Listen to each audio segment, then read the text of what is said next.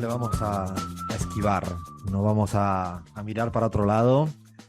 Sí o sí, somos un programa de análisis de política internacional que damos la vuelta al mundo y en el mundo también existe Argentina y esta semana ha sido muy intensa. En la Argentina hace 2 semanas creo que era el cierre de listas en el Ecuador, hicimos un especial elecciones en Ecuador. Hace 2 o 3, ya me confundo, fue en prácticamente el cierre del método de las elecciones primarias en México y con Cris estuvimos abordando con la letra pequeña de cómo se hacía, cómo se distribuían los cargos, quién eran los candidatos, candidatas. Y hoy creo que amerita que abordemos el tema electoral en Argentina. Recordamos que hay unas primarias abiertas obligatorias, para esto nunca hay que perderlo de vista. Yo sigo pensando y sosteniendo que en esta elección las primarias abiertas van a seguir siendo unas primarias abiertas y no se pueden leer de ninguna de las maneras como una primera vuelta. Es decir, a diferencia de lo que ocurrió en el año 2019, que fungieron como primera vuelta porque había dos únicos candidatos muy claros, muy nítidos y confrontados los proyectos, el macrismo y una suerte de kirchnerismo ampliado. Y es verdad que cuando se dieron esas primarias abiertas obligatorias, la gente iba más bien pensando en que aquello era una hipotética primera vuelta. Yo creo que en esta vez no, porque hay tres grandes bloques electorales políticos en ciernes, ya no son dos, y además en uno de ellos hay unas primarias realmente muy importantes para dirimir quién es la candidata o el candidato presidencial. Hablamos de Juntos por el Cambio, hablamos de Patricia Bullrich y Horacio Rodríguez Larreta. En los otros dos bloques, en uno venía estando nítido desde hace mucho tiempo, Javier Milei, por los Libertad Avanza, y en el nuevo bloque llamado Unión por la Patria, hasta hace poco Frente de Todos. Ya creo que todo el mundo sabe que anoche hubo una sorpresa informativa y esto es como ¿no vieron muchas películas y series donde al final parece que le han disparado a alguien y está medio fallecido y después al final tú ya te piensas, ya está, ya falleció, ¿no? Y en la segunda temporada o en unos minutos después le pasó algo y resucitó y tú dices, ay, qué malo, por favor, pero ¿por qué no?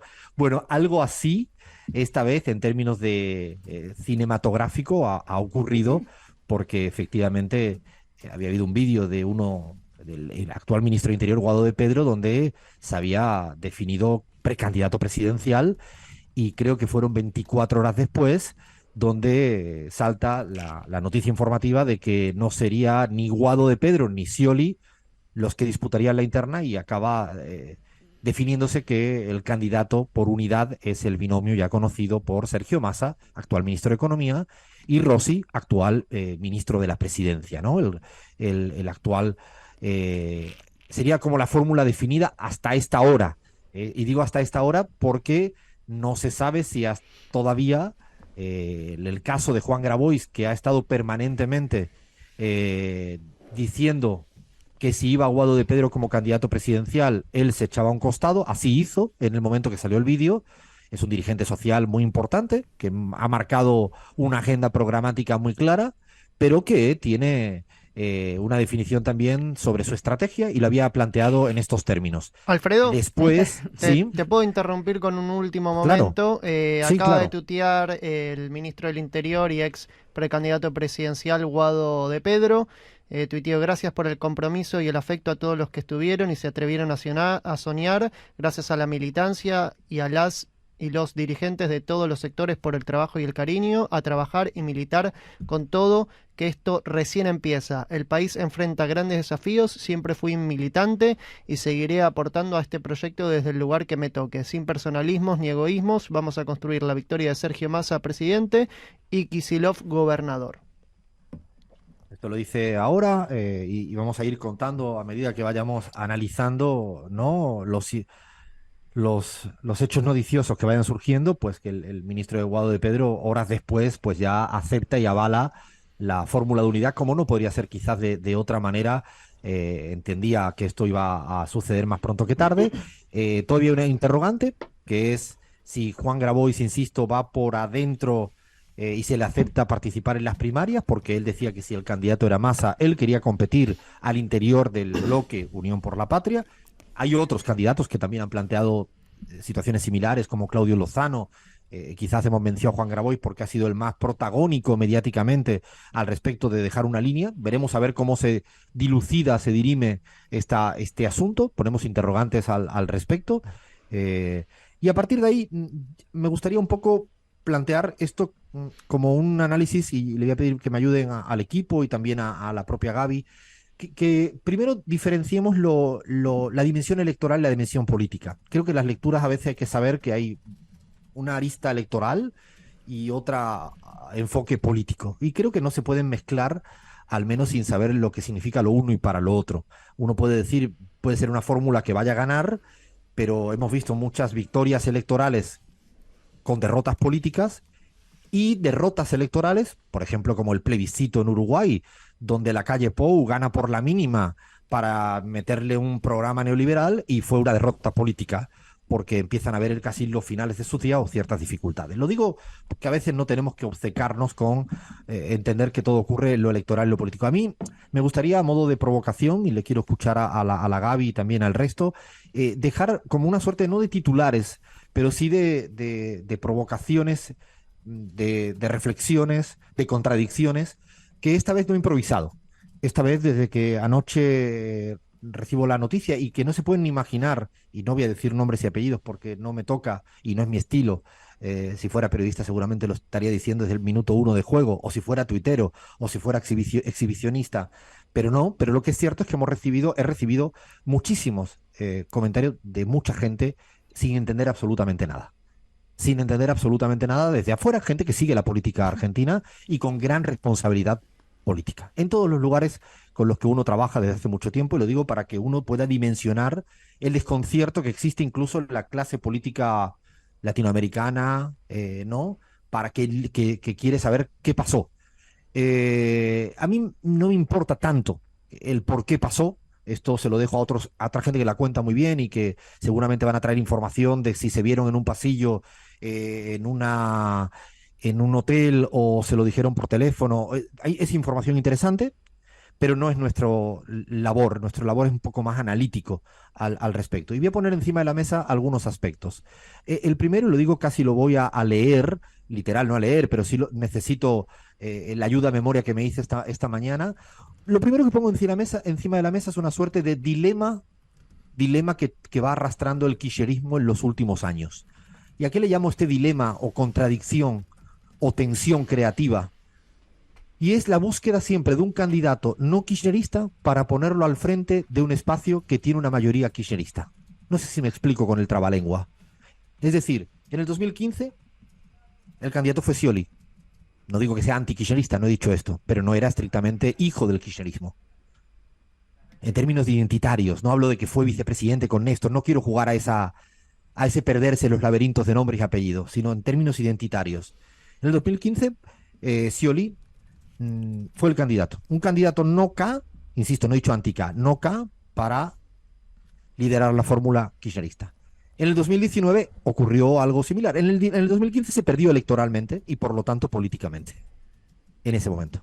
En el 2019 se ganó electoralmente, pero yo me atrevo a decir que, visto los resultados a día de hoy, tampoco hubo una gran victoria política. Hubo idas y vueltas, sus más y sus menos. Con esto no estoy diciendo ni mucho menos que el gobierno del Frente de Todos tenga nada que ver con el gobierno hipotético que hubiera sido el macrismo en una versión continuada, ni mucho menos.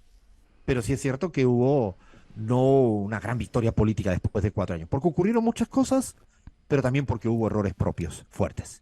Por lo tanto, y ahora, en esta tercera edición, otra vez un candidato NOCA para liderar el espacio con un centro de gravedad kirchnerista, pero no hablo de la cúpula, hablo de la militancia, del votante, es mayoritariamente K. Yo creo que eso es una ecuación muy difícil de resolver políticamente y electoralmente. Un segundo tema que lo dejo en el aire, es muy provocador. Yo creo que el kirchnerismo tenía la opción, y lo dejo en interrogante, y es una pregunta, no sé si se lo plantearon o no, de acabar siendo Morena. Me voy al ejemplo mexicano. Dicho de otro modo, dejar de ser el PRI y dejar de ser el PRD para acabar siendo algo emancipado absolutamente nuevo. AMLO incluso todavía usa muchos símbolos y valores del priismo, pero le ha puesto tanta identidad propia que hoy en día Morena es otra cosa.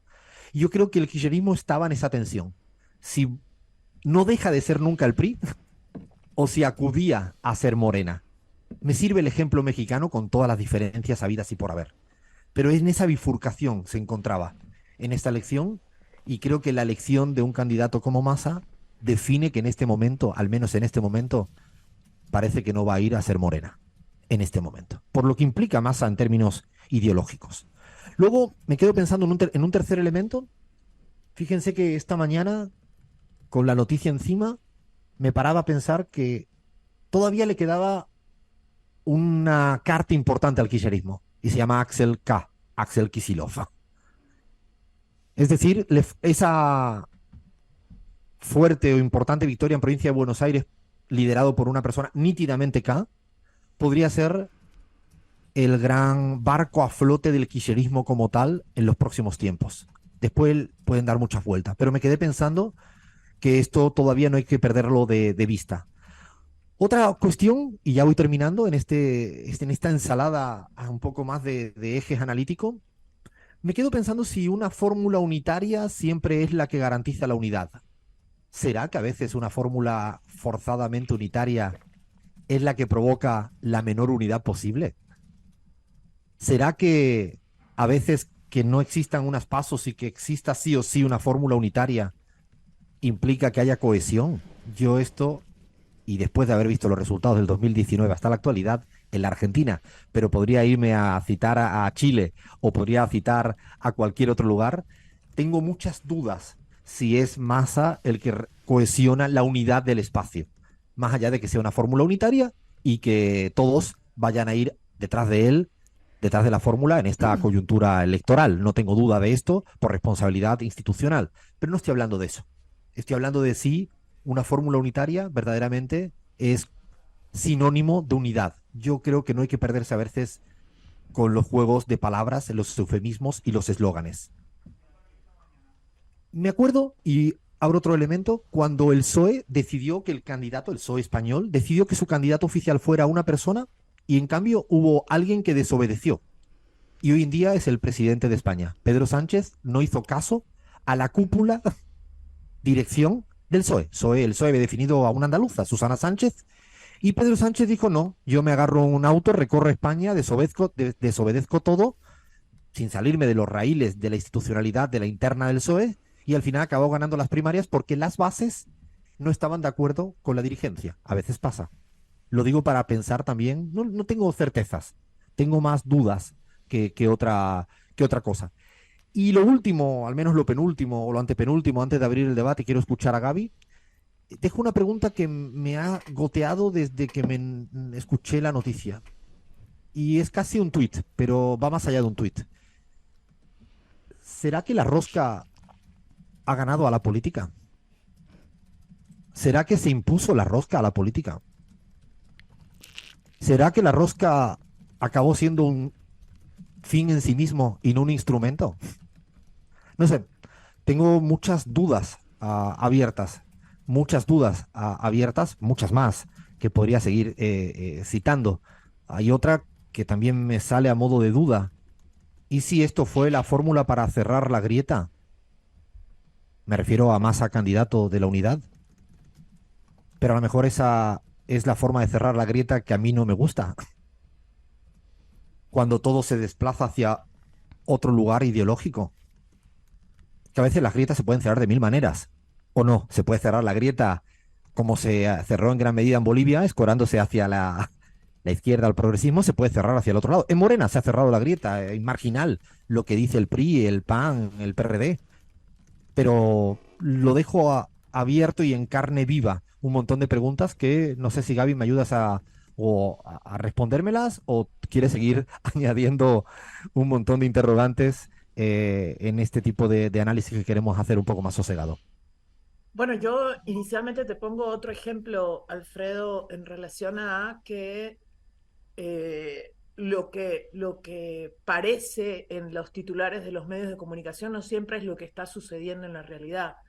si en Colombia Francia Márquez no hubiera tenido el espacio de las primarias para pelear ideológica y políticamente su espacio en la política, probablemente hoy no sería vicepresidenta de Colombia, eh, y probablemente si Petro hubiera de a la vicepresidencia, como mucha gente pretendía, que se escore más al centro, que convoque a los votantes del centro, tampoco hubiera elegido a Francia Márquez como dupla. Y hoy no tendríamos una dupla espectacular como la que es Petro y Francia en Colombia. Es decir, te pongo otro ejemplo para mostrar que la respuesta no siempre puede ser tan evidente. En política para mí no hay únicas respuestas. Y por eso una de las posibilidades que me parecería más interesante hoy es eh, que pueda presentarse, aunque sea a último momento, la posibilidad de una verdadera paso en Unidos por la Patria, y que Grabois pueda tener ese espacio, por ejemplo. Porque, ¿qué hace la gente que no está feliz con la candidatura de Massa, pero quiere seguir apoyando a Unidos por la Patria? ¿Dónde se pone? Eh, desde dónde actúa políticamente. Y la tercera pregunta que yo me hago, porque también voy a seguir con tus preguntas, es, eh, a veces una fórmula que funcionó en una elección, en las siguientes dos elecciones ya no funciona. Es decir, esperar hasta el último momento para tomar la decisión de cuál va a ser tu binomio puede implicar una sorpresa importante para el electorado en un momento, y en otro momento puede ser la demostración de inacción política durante mucho tiempo. Entonces, ahí creo que hay que seguir analizando, pero también, Alfredo, no quiero quedarme solamente en esa decisión para analizar Argentina, porque en Argentina hoy hay otros tres, digamos, precandidaturas, posibles pasos que nos van a dar señales. Obviamente está La Libertad Avanza con Milei. Tú ya señalaste la interna fuerte que va a haber en Juntos por el Cambio entre Patricia Bullrich y Horacio Rodríguez Larreta. Pero hay otros escenarios que también tenemos que preguntarnos qué van a implicar. Hacemos por nuestro país, tiene también ha planteado en estas horas un binomio, Juan Schiaretti y Florencio Randazzo, y hay que acordarse que Florencio Randazzo fue precandidato en elecciones anteriores en el Frente de Todos. Quedó fuera de la fórmula digamos, rompió con el Frente. Lo digo todo esto porque hay gente que también está intentando quitarle votos a Unidos por la Patria desde otros lados, y está peleando esos votos. Hay una fórmula también del Frente de Izquierda que plantea sus candidaturas. Es decir, para mí en Argentina hoy no hay solo tres bloques grandes, sino hay otros pedazos de bloques que van a intentar también sumar sus votos, aunque no les alcance para la presidencia, pero sí les puede alcanzar para tener representación en el Congreso. Sí, yo creo que además van a ser determinantes si todo se pone muy parejo hacia dónde se mueve ese tipo de electorado. Yo creo que también hay una suerte de mito que se viene permanentemente apareciendo en todos los climas electorales. Lo hemos vivido en Bolivia, lo hemos vivido, mencionabas Colombia, pero podemos seguir citando en Paraguay recientemente, y es el mito de buscar el centro o la moderación. Y de hecho, me parece que detrás de esta determinación, de esta fórmula, me refiero a Massa, Rossi, hay una suerte de sueño en ubicarse en un centro que cada día existe menos en América Latina y que, al menos nosotros que lo hemos analizado, porque claro, el centro se confunde porque la gente te diga que no es de un lado ni de otro. La gente al final es, como decimos siempre, a lo Lakoff, es biconceptual, tiene posiciones hacia un lado en algunas áreas y hacia otro lado en otras áreas. Esto no significa que haya una media aritmética que ocupe el centro político.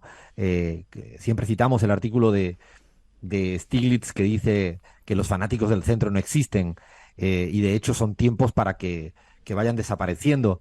A mí me parece que detrás de esto hay un sueño, hay un objetivo que es ocupar, que yo creo que lo hubiera cubierto perfectamente también la fórmula de Guado de Pedro o incluso el propio Scioli. Yo además creo que cuando tienes unas internas enfrente, en la orilla de enfrente, en el caso de Juntos por el Cambio, bueno, me parece que hasta incluso eclipsa relativamente tus propias diferencias. Es decir, no es lo mismo una interna solo en tu espacio y el resto ya tiene todo el mundo nítidamente, que también tiene unas internas muy fuertes. A mí me parece que eso también habría que evaluarlo. Creo que hay un desplazamiento, o mejor dicho, hay una suerte de haber comprado la agenda, o buena parte de la agenda mediática principal, que es que la sociedad argentina se ha derechizado. Nosotros en CELAC hemos demostrado de mil maneras que en Argentina la sociedad no se ha derechizado. Hay en algunas opciones donde sí tienes posturas más conservadoras, fundamentalmente en el tema de la seguridad, con muchas dudas en los temas económicos, pero que todavía quiere un Estado muy protagónico en muchas otras áreas, donde no quieren escuchar nada que tenga que ver con los asuntos de privatización en aerolíneas, en el litio, en las cuestiones de las eléctricas y podríamos seguir. Yo creo que se ha impuesto tanto la idea de la derechización de la sociedad que pareciera que detrás de Massa se pretende de alguna manera volver a buscar un gran acuerdo con esa parte de la sociedad que presuponen de una mayor derechización y yo al menos desde mi punto de vista, con datos, muchísimos datos, ahora vamos a seguir dando algunos datos de nuestras encuestas que hasta ahora no hemos publicado, pero tenemos datos de Massa en nuestra encuesta propia de CELAC, hemos evaluado la imagen de Massa en todos las encuestas publicadas en el país, lo vamos a dar ahora aquí en este especial Elecciones Argentina 2023. Seguimos en este especial Elecciones Argentina, un poco desmenuzando, desgranando en la medida de lo posible, con análisis, con dudas. No somos de los que tenemos certezas para todo. Nos ponemos a interrogar, a dudar, y creo que es honesto, política e intelectualmente, más que decir yo ya lo dije, que no es nuestro estilo. No sabe lo de gente que este día me ha escrito yo ya lo dije. El yo ya lo dije, cada vez que alguien me dice el yo ya lo dije, me echo a temblar. Y dije, qué ganas de vivir en el pasado, ¿no? Tendrán, ¿no? Yo ya lo dije. No, son momentos como para pensar en voz alta, con respeto, no perdernos en el laberinto de nombres y apellidos, no perdernos en el laberinto de anécdotas que son menos prioritarias o menos relevantes, al menos para entender en perspectiva y en prospectiva lo que viene ocurriendo. Porque no ocurren las cosas de una manera u otra porque a última hora se acordó tal cosa en tal pasillo y tal persona le dijo. No ocurre nunca así. Las cosas son consecuencia de procesos y hay que intentar entender sobre todo dónde están las razones estructurales de lo que viene pasando. Yo creo que esta es la lectura que al menos nosotros y nosotras acá en la pizarra intentamos aportar con seguramente, y es fantástico y legítimo que haya puntos de no acuerdo de la gente que nos escucha, pero no creemos que cuando ocurre esto in extremis no es porque algo ocurrió in extremis que explica la totalidad de la definición. No creo que ocurra esto nunca así. Es más, a partir de ahora van a haber miles, millones de interpretaciones sobre si Cristina dijo o no dijo. Hasta el momento no ha dicho nada. Hasta el momento, cada vez que ha hablado, ha preferido hablar sobre horizontes políticos. Y creo que ha habido un exceso de interpretación en sus palabras, una sobreinterpretación de una foto a veces o de una frase sacada de contexto. Y justamente es lo que queremos entender. El kirchnerismo tiene una fuerza propia electoral, política en la Argentina. Es cierto que en este dilema que planteábamos de la búsqueda permanente de un candidato no K en términos ideológicos, en términos de matriz de valores, en términos de qué hacer con el Fondo Monetario Internacional, en términos de qué hacer en cómo resolver la inflación, si ir por la vía del ajuste fiscal o ir por otro tipo de vías más heterodoxas. ¿En qué van a hacer con respecto al litio? ¿En qué van a hacer con respecto a las eléctricas de cara al próximo año cuando se vuelva a cortar la luz y se abra simplemente un expediente y se quede en un expediente y la gente de la calle siga sufriendo la luz? ¿Qué va a pasar con la inflación? ¿Qué hacer con la inflación? Esto para mí yo creo que son los temas de mayor interés detrás de esto. Y yo creo que ya Massa, todo el mundo tiene muy claro lo que es. Massa no es un sujeto en política nueva. Quizás con Guado se podrían más discutir aspectos. Es como si uno me dicen Axel Kicillof es el candidato a presidente, todo el mundo sabe cuál van a ser las políticas económicas, cuál van a ser las políticas exteriores. Por ejemplo, esta mañana me paré a pensar cuál es la visión latinoamericanista de Sergio Massa. O sea, ¿cuál es la visión latinoamericanista de Sergio Massa? Hasta ahora lo he visto más acudiendo a otras instancias, por lo que fuere, ¿no? Por lo que fuere. Porque le tocaba, porque quería, porque es su trayectoria. Y yo estoy planteando cuáles son las relaciones bilaterales sólidas que tiene Sergio Massa en términos de política exterior para América Latina. Eso a mí es lo que más me interesa, más allá del nombre y apellido, o cómo se genera una fórmula, o si a última hora se dijo o no se dijo. La verdad que no. Me gustaría escuchar a Bahía, que creo que quería también aportar en este análisis complejo, insisto, no ordenado, pero no pretende serlo, algo al respecto. Sí, efectivamente, bueno, ordenado no, más allá de las últimas horas que vimos que tampoco lo fueron, para agregarte algunas cuestiones muy concretas, Alfredo, y también con lo que decía Gaby, me parece que también tiene que ver con esta fórmula no kirchnerista, pero es la primera vez después del 2015-2019 que en ninguno de los dos cargos hay un kirchnerismo más sólido en términos de ideológicos y demás, porque si bien Rossi acaba de decir que es kirchnerista, sabemos que venía más del lado del albertismo, por eso también es un poco la incertidumbre y coincido con vos que posiciona a Axel Kicillof como un bastión más sólido del kirchnerismo.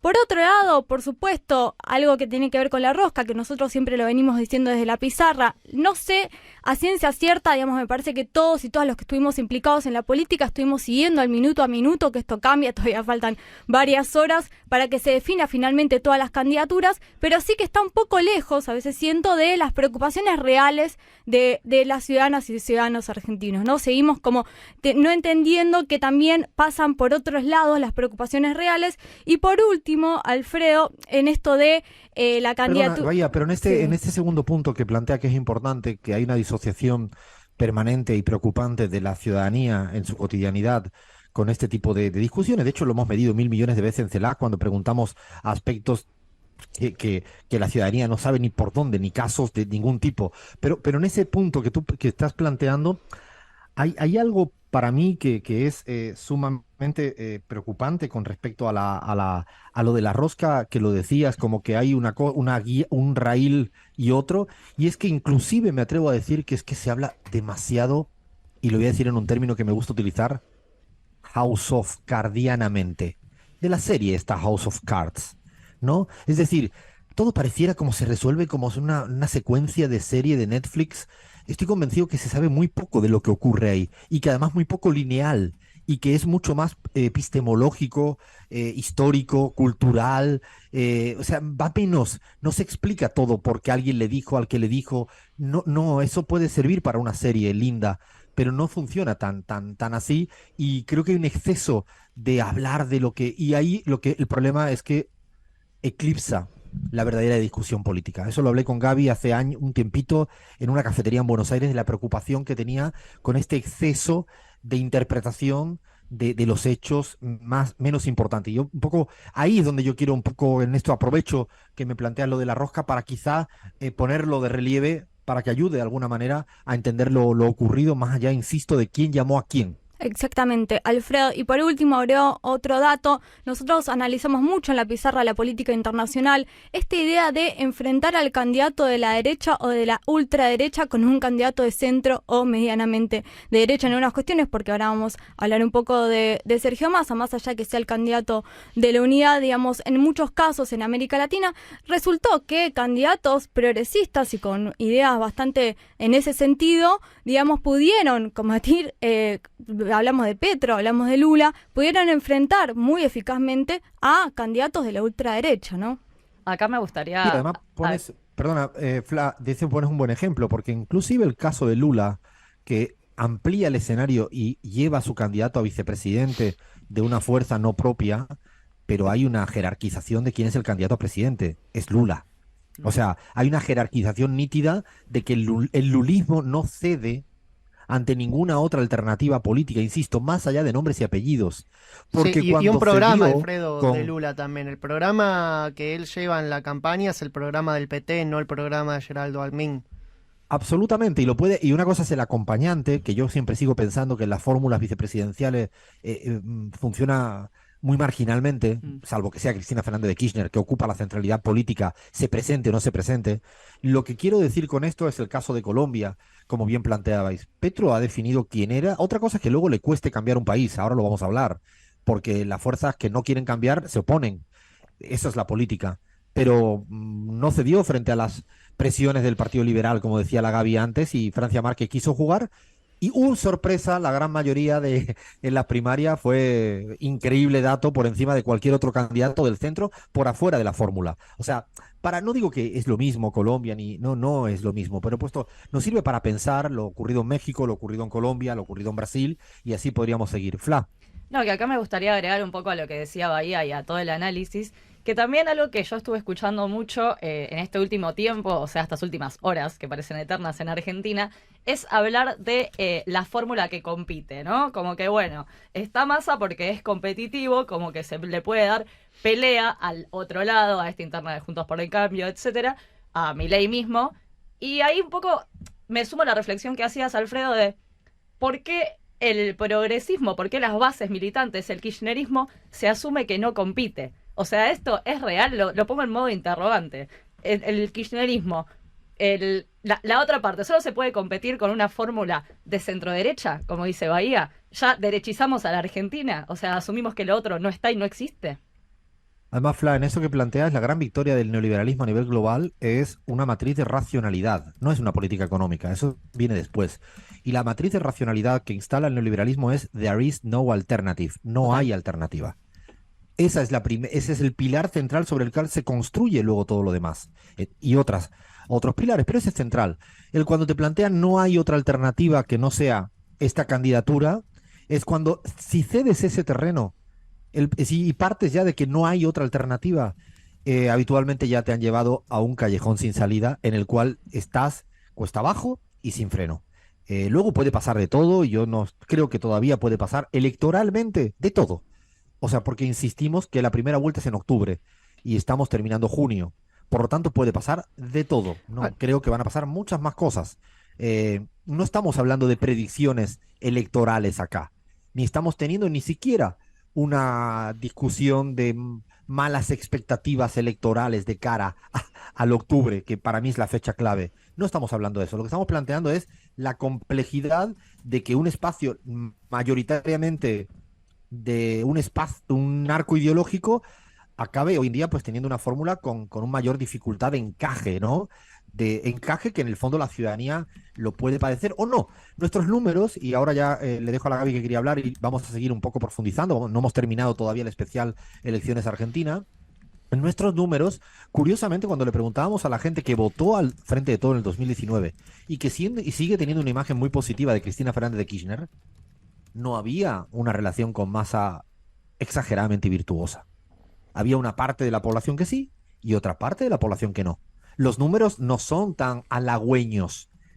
No es una marginalidad el porcentaje de la gente del Frente de Todos que ven con buenos ojos a Sergio Massa como líder. Con esto no estamos diciendo que no les gusten, que le detesten. No, para nada. No caigamos en esa lógica tan maniquea casi del equipo de fútbol, ¿no? Yo soy del Barça y por lo tanto no me gusta el Real Madrid. Lo que significa es que cuando la gente del Frente de Todos le preguntaba en una interna hipotética entre Axel y Massa, era 2/3, 1/3. Estamos hablando con datos literales de nuestra propia encuesta. Un poco más de 2/3, 1/3 a favor de Axel Kicillof. Pero es que cuando mirábamos el propio Guado versus Massa, había una mayoría a favor de Guado. Y esto son datos que no solo lo convalidaban nuestra propia encuesta CELAC, sino la mayoría de las encuestas. Esto significaba que la mayoría del Frente Todo no esté dispuesto a aceptar ahora, bueno, tendrá que tener un proceso de digestión y que va a depender de cómo se lleve a cabo políticamente y electoralmente. No creo que sirva solo la idea de ahora tenemos que ir detrás y punto. Ese tipo de pedagogía política no suele funcionar cuando cuesta la digestión. Yo creo que en este momento donde un sector, no, da igual que sea el 20, el 30, el 40 o el 60, da igual, pero importante para intentar ser competitivos electoralmente, ahora hablo, necesitará ver cómo se sugiere, se hace pedagogía política para explicar esto de tal manera, insisto, no cayendo en lo que no importa, sino en lo que a la gente le importa. Gaby. Bueno, yo, Alfredo, me pregunto, en el contenido, ¿será posible que, digamos, Unidos por la Patria también le dé señales a la gente que probablemente puedan no tener un convencimiento de que ese binomio es el que los representa totalmente? Y entonces, lo que ese binomio plantea en términos programáticos, en términos de economía, en términos de inflación, en términos de Fondo Monetario Internacional, todos los temas que tú señalabas hace un momento, van a significar realmente unidad. La unidad no se puede tratar de traducir solamente en nombres de personas y candidaturas. Se tiene que traducir también en contenido de lo que esos nombres y esas personas te planteen. Y ahí un tema central que seguramente a todos nos cuestionamos y todas nos cuestionamos es cuál va a ser la postura de ese binomio frente a lo que Cristina Fernández de Kirchner viene diciendo hace mucho tiempo en relación a la renegociación de la deuda con el Fondo Monetario Internacional. Por ejemplo, que no es algo abstracto, no es algo que no le afecte al pueblo argentino en su día a día. Tener que pagar esa deuda en los plazos y en los montos que están diseñados ahora implica una dureza en las medidas que tiene que tomar cualquier gobierno que venga hacia adelante, inmensa contra los intereses de la gente en la calle, ¿no? No, pero además das en una tecla fundamental, Gaby, porque para mí es, a lo mejor se podría haber hecho ayer, se puede hacer todavía hoy o se puede hacer mañana. Es que rápidamente salgan 5 líneas rojas claves en términos ideológicos. A lo mejor eso provoca que esta digestión de a gente que le cae mejor o peor, que le gusta más o menos, que se entusiasma más o menos, que se decepciona más o menos, pero seguramente si establece que esta es la postura con el FMI, que esta es la postura con el litio, que esta es la postura con el tema salarial. A lo mejor quizás, si esto sale ya, sale ahora, sale mañana, yo creo que esto es fundamental, ¿no? Es más que fundamental. Bueno, viene una tanda, vamos a seguir hablando de Argentina. Y digo aquí a las claras, Grabois va a ir a las PASO. O sea, Grabois va a ir a las PASO. O sea, planteo lo de Grabois, lo de Juan, porque seguramente en términos programáticos ha sido la persona que más determinante ha sido. Y lo digo con claridad, Grabois va a ir a las PASO. Él plantea abiertamente que va a ir a las PASO y hasta ahora ha sido muy coherente. Cuando dijo me voy, cuando dijo me quedo. Y dice va a ir a las PASO. Así que bueno, seguimos aquí en la pizarra.